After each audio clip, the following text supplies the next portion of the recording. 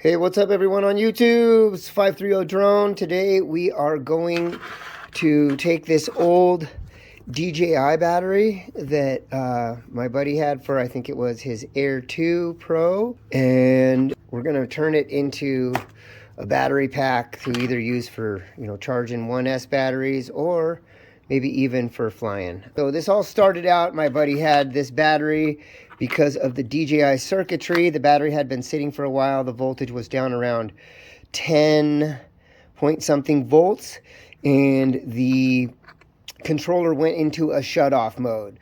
So I had read online that you can get out of the shut-off mode if you open the battery up and then coax it back to 12 volts. And then you might possibly have to hook it up to a UART serial converter to reset the board so the battery would charge again. Now, we were going to do this, but in the process of getting this very difficult to open case apart, that little ribbon cable broke off of this thing. My buddy's like, dude, I considered the battery a loss anyway. Do whatever you want with it. I'm like, well, then I am going to convert it to a nice 4S battery. So you can see it's got the standard balance port on here, and I've already removed the board and unsoldered the positive and negative leads from there. And then I added this little piece of plastic that was inside the case to protect the battery leads here.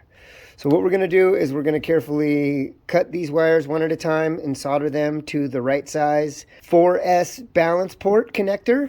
And then we're going to add a XT60 port on here.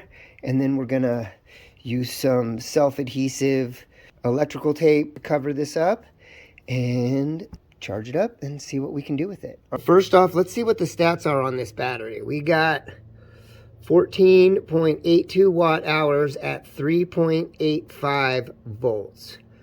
Watts is volts times amps.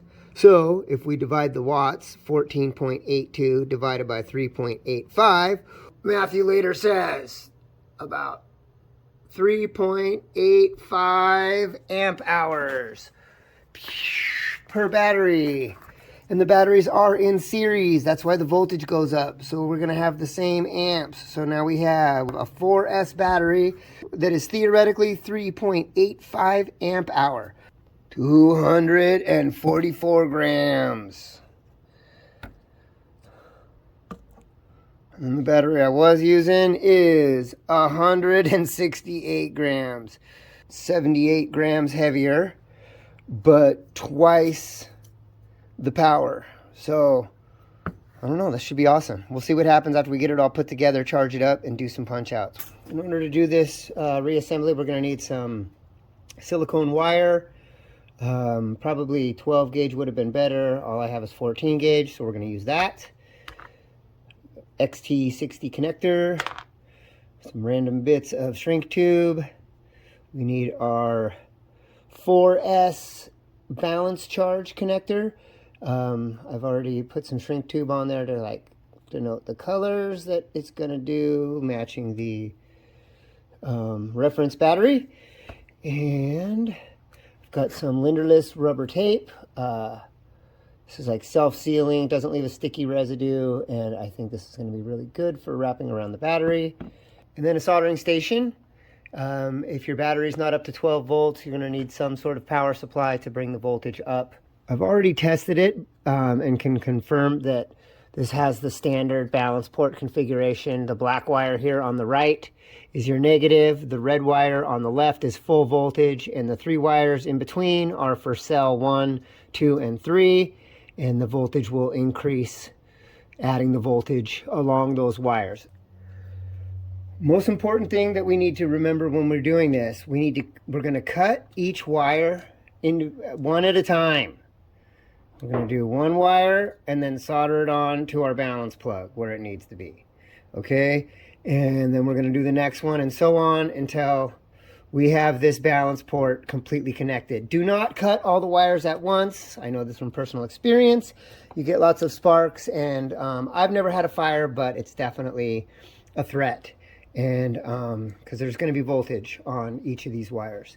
So first thing we're going to do is let's get this ground connection out of here.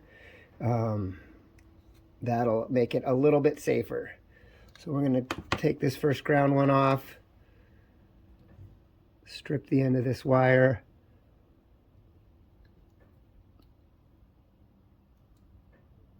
and tin it up. Now we're just going to do this basically same thing for each wire one at a time. Always use lots of flux. Flux is your friend. You can never get enough fluxing. I like to flux all night long. All right. Down to flux. DTF, yo.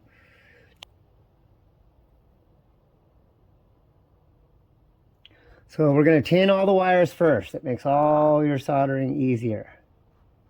Flux. Tin the wires. Boom. Bring the old solderino tip.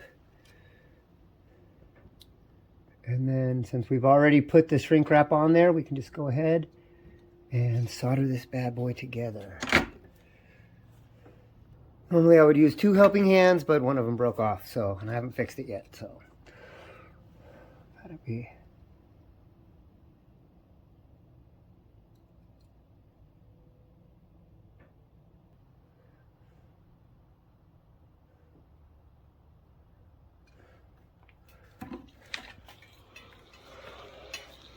Rework tool is better than a lighter.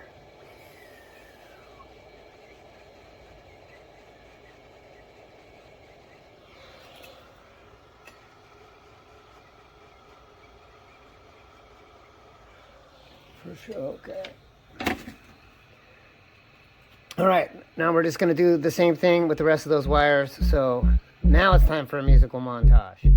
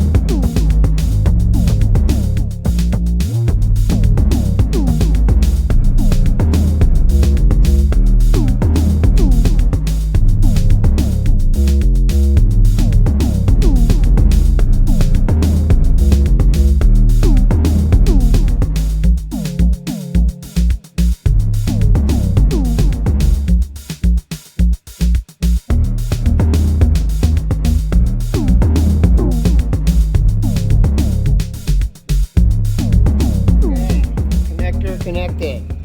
So now we just want to make sure this is performing the way that I want it to. The pin on the right should be negative, and then we should go up in 3.3-ish volt increments as we go along this connector.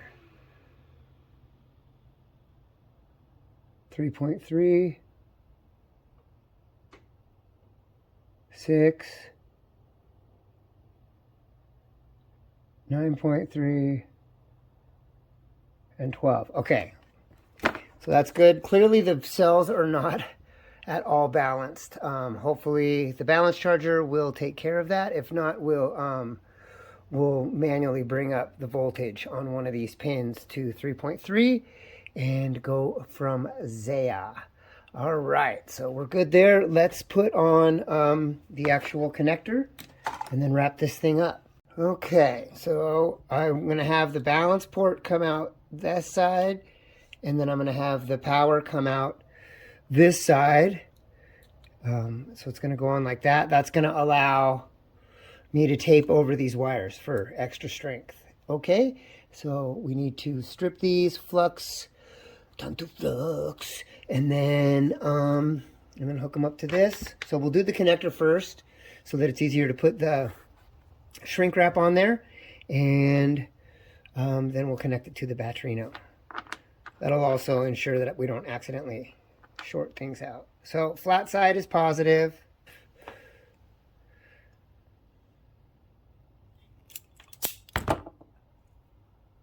So we can tin them.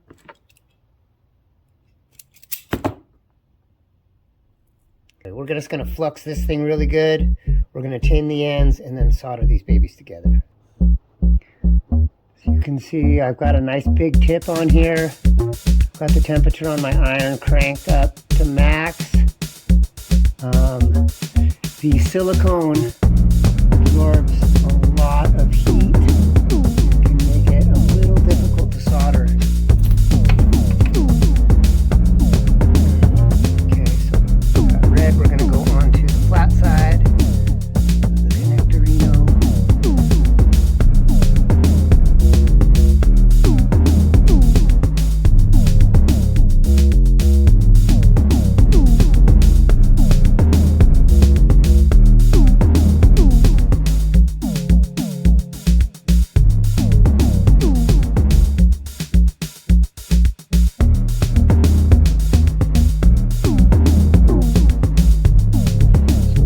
See a lot of beginning soldering people don't you know, it's something that takes practice. It's like welding of any kind, you know, you need to practice and you learn more from experience than anything else. But you'll see that patience, it takes a long time to get some of these wires heated up to the temperature that you need. The solder needs to melt when touching the wire, not just the iron. You can get a little solder on the iron there to help transfer the heat into the wire, but what you want is just the maximum amount of surface area touching the wire until the solder will melt onto the wire itself.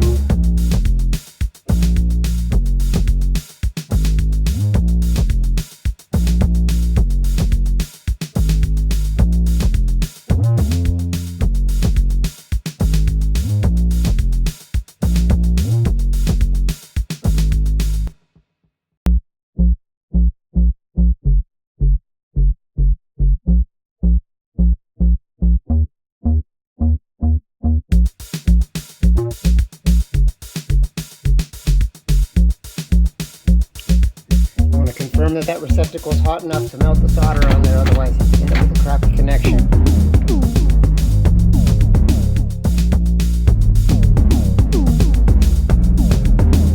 Okay, so as mentioned earlier, we're going to use, what is this, linderless rubber splicing tape from 3M. You get this at the hardware store, Home Despot, whatever.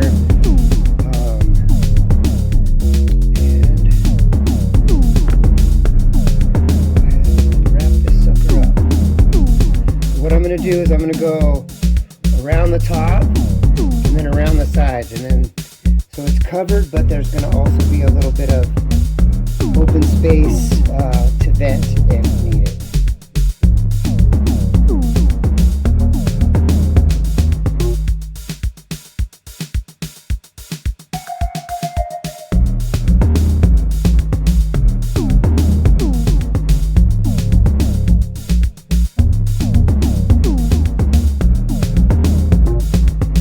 Okay, while I was taping it up, I noticed that this part here is a little more flexible than I'd like it to be in between the board and the cells. So we're gonna fill this gap up, complete the bit with some hot glue, make it a little stronger.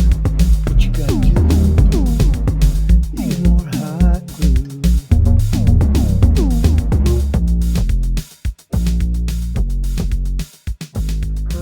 Got the charger set to 4S balance.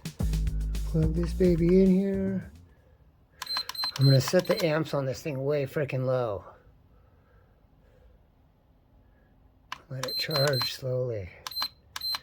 So we determined already that they're like 3 milliamp hours. So I think if we charge it like 1/3 C, we should be fine. Voltage is coming up. Let's see what the batteries look like. Yeah, we see we got that one cell is a little bit low there, so the balance charger is going to hopefully fix that before we go up any higher. It's getting there. Nice. Okay, I think this is going to work, so we're just going to let it do its thing. All right, so we're only like 3.5 minutes in, and we are almost balanced on each one of these cells. I am really happy about that. at least, no matter what, I can hook it up to, the Whoop Store charger or any other, charger to charge other batteries with it if I'm concerned about flying with it. So make sure you like and subscribe if you made it this far. After the batteries, each cell got to like nominal voltage, I upped it to 2 amps, and it still took like 200 minutes to charge this thing. Looks like it took approximately 3.5 amp hours, which is about right for the capacity of the battery that we calculated. And cells are pretty much balanced. Well, I guess we just got to get it out there and test it. Let's do it.